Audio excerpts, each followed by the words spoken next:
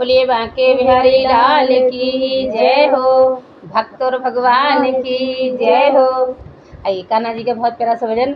और एक भक्तनी कान्हा जी की प्रेम करने लगती है कान्हा जी से, और क्या कहती हैं कि नैना लगे मुरलिया वाले से, अब घर कैसे जाऊं, क्योंकि सासों का बहुत डर होता है भाई।